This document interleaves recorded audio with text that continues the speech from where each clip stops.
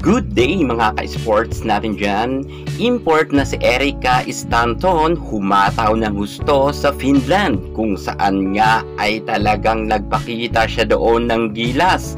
Maraming napamangha ang ating Erika Stanton bukod sa pinag-uusapan na nga siya dahil nga sa kanyang angking kagalingan na gumawa nga siya ng history dito sa Pilipinas na nagkaroon nga siya ng 2 gold medal at nag-champion sila sa Reinforced Conference at saka sa Invitational Conference. Nagkaroon pa siya ng Best Outside Spikers na award.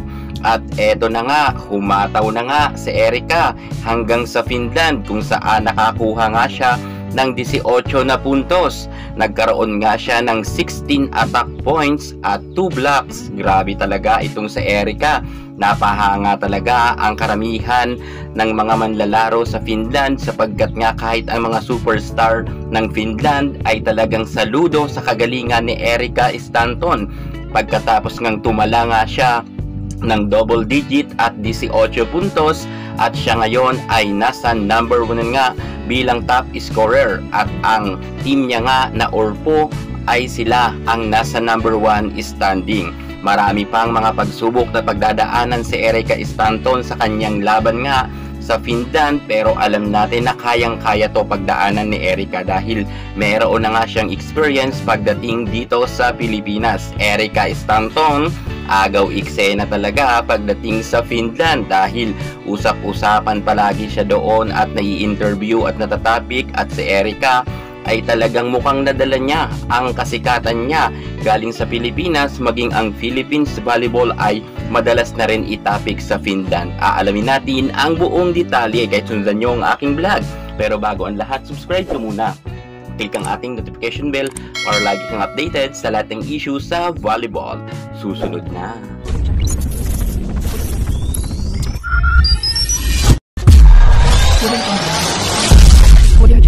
Orividen Honestus Orpo nangunguna sa standing pagdating sa Finland kung saan dito ang team na kinabibilangan ni Erika Stanton. Dahil kay Erika ay nakasungkit agad sila ng unang panalo. Top scorer si Erika Stanton pagdating sa Orpo kung saan nga ang kanya talagang kagalingan ay ipinakita niya na kaagaran.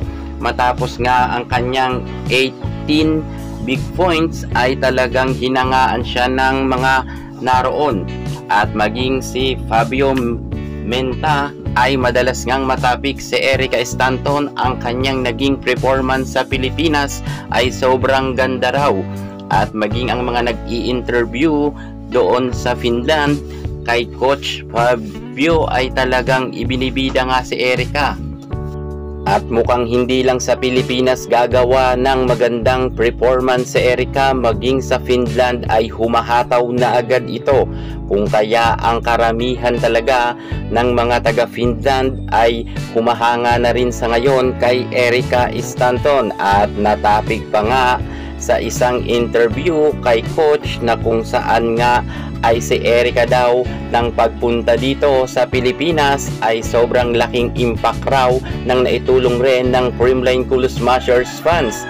Bakit natin yan nasabi mga ka-sports? Sapagkat nga nang pumunta dito si Erika ay sobrang hindi pa siya kilala. Pero kitang-kita na nga natin ngayon na kahit nasa Finland na si Erika ay karamihan ng mga nagko-comment doon ay ang mga Pinoy fans at karamihan dito ay Creamline Cool Smashers fans.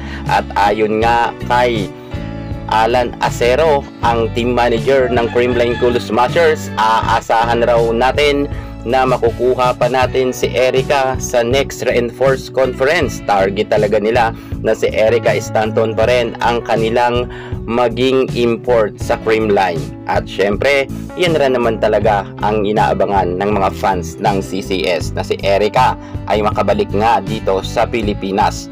At napansin pa nga ng mga nag-i-interview kung saan nga noon ang ating Erika Stanton ay 1,000 plus pa lang ang kanyang followers sa IG pero ngayon ay halos 86,000 na.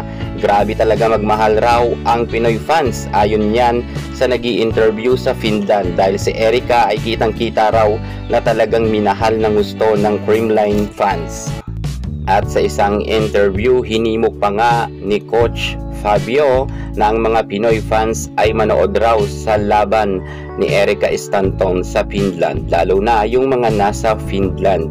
At eto, talagang kitang-kita naman natin ang pagmamahal ng Creamline Cool Smashers fans at ng Pinoy fans, na kung saan nga noon ay 1,000 pa lamang ang followers ni Erika, pero ngayon halos 86,000 na. Good luck Erika Stanton, at manatili kayong tumutok sa ating YouTube channel at madalas tayo mag-update ng mga laban nga ni Erika. Yan muna ang pinaka-latest natin sa mundo ng volleyball, at para hindi ka mahuli sa lahat ng issue pagdating sa larangan sa volleyball, subscribe na. Thank you so much. God bless.